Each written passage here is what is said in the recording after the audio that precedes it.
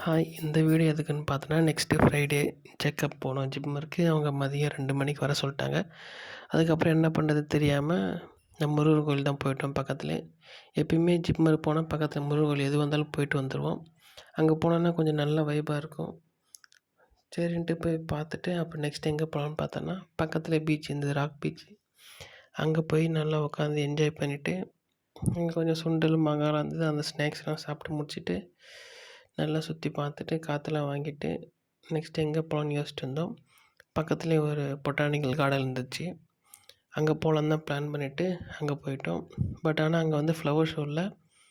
சும்மா மட்டும் போயிட்டு ஒரு விசிட் பார்த்துட்டு வந்தோம் நாங்கள்.